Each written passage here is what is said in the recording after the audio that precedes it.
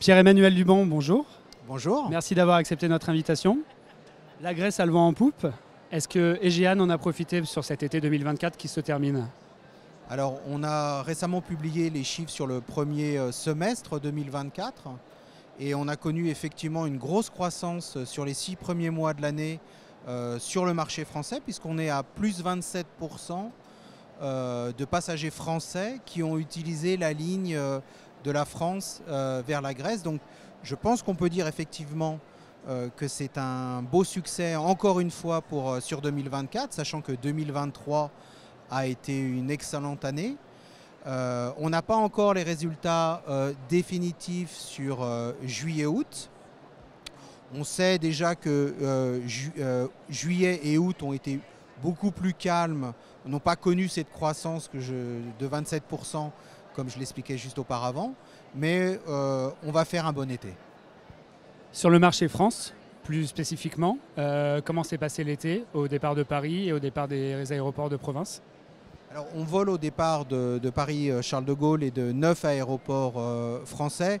Globalement, il n'y a pas de différence entre Paris et la province. On a aujourd'hui, sur le premier semestre, on a 82% de taux de remplissage. Donc de janvier à juin, c'est une très bonne performance sur l'année 2024. Mais encore une fois, Paris ou province, exactement la même chose. En cette rentrée, Aegean vient aussi d'annoncer une prise de participation surprise presque dans Volotea, la compagnie low cost espagnole. Est-ce que vous pouvez un peu nous raconter ce que ça va impliquer stratégiquement pour la compagnie maintenant? Alors Aegean a effectivement, lors d'une conférence de presse à Athènes avec le président de Volotea, annoncé que Aegean allait prendre une première prise, et c'est déjà fait, de participation de 25 millions. Donc ils allaient investir, Aegean a investi 25 millions lors d'une première phase, avec également l'investissement de 25 millions des actionnaires actuels.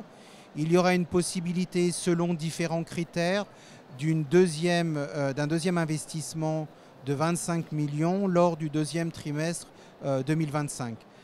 Stratégiquement, ça veut dire qu'il va y avoir un développement des codeshares. Donc il y a déjà des codeshares depuis 2021. Ils vont être développés. Il va y avoir également une harmonisation et un développement au niveau des systèmes de réservation, surtout des sites internet d'Aegean et de Volotea. On a annoncé également un rapprochement, une co-entreprise sur certaines routes, essentiellement au départ d'Héraklion, Lacanée en Crète et Rhodes, essentiellement sur la province. Donc 3 pays sont essentiellement concernés, la France, l'Italie et l'Espagne. Et une dernière chose, il faut savoir que Aegean, lors de cette année 2024, a ouvert un grand centre de maintenance à Athènes et également de training pour les pilotes et hôtesses. Et les équipes de Volotea vont pouvoir en bénéficier. Est-ce que ça veut dire également que concrètement, est-ce qu'on réservera un vol Lyon-Athènes avec Aegean, on pourra voler sur Volotea? Et inversement. Voilà. Donc tout ça va se renforcer effectivement. Dernière question, vous fêtez, je crois, vos 25 ans cette année et vos 15 ans de présence en France.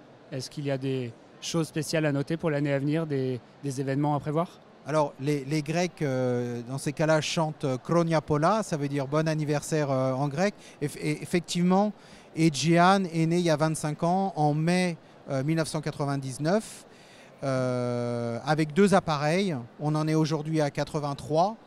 Si je peux me permettre, j'ai ouvert le bureau de Paris il y a 15 ans avec un avion en Paris-Athènes, 7 fréquences par semaine. On en est quasiment aujourd'hui à 100 fréquences par semaine. Donc le marché français est un marché très important pour Aegean.